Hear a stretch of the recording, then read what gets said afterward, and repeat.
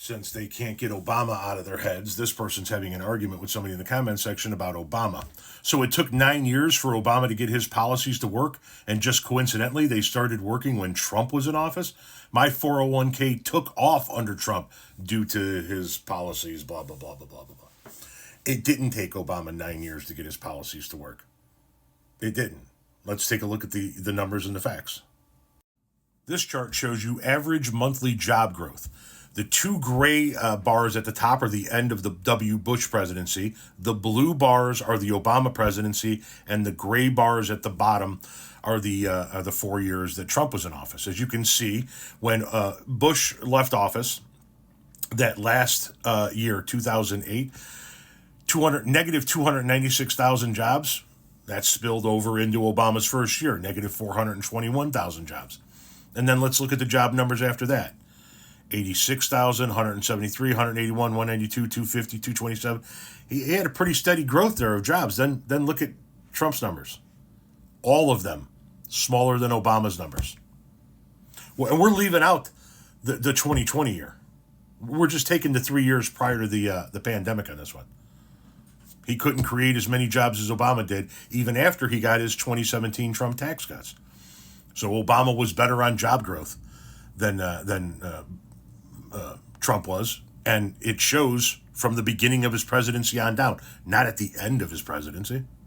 Here's U.S. economic growth, GDP. You can see that in 07, W had 1.9%. In 08, when the market crashed and the economy took a shit, we had a negative 0.1%. That spilled over into 09 with a negative 0.25.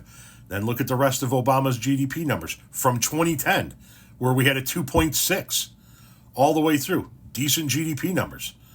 Enter Trump. Trump's were 2.3, 3, and 2.2 prior, once again, to 2020.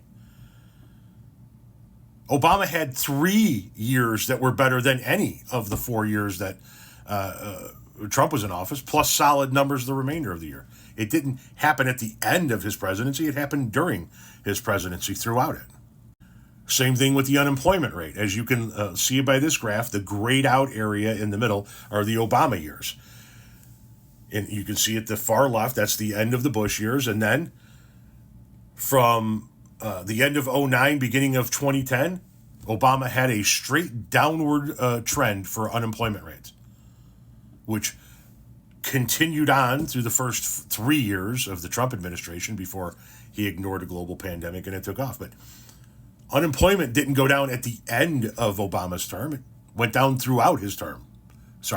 Terms. You can break it down by black unemployment rate if you want to by this graph.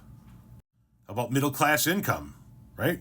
When he comes in, we're seeing a downward trend and it continues downward. And then after he gets reelected in 2012, it starts to go back up and grows tremendously. How about the stock market performance? You can tell by the graph where Obama enters, right?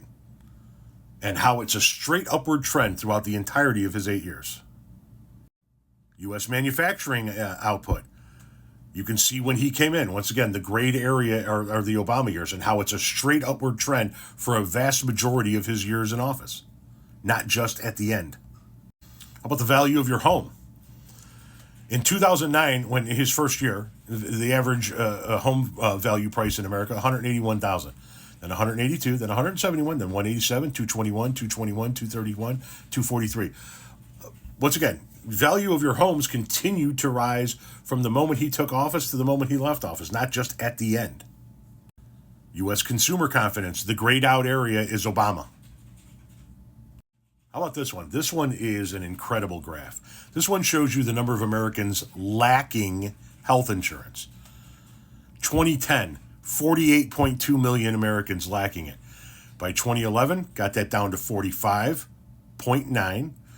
2012, 45.2, 2013, 44.3, 2014, 35.7, 2015, 28.4, and 2016, 28.2. He cut the number of people lacking health insurance in half over the course of his term in office. And then what happened when Trump came in? Those numbers started to go back up. Once again, an ounce of research and you won't look like a jackass in the comment section.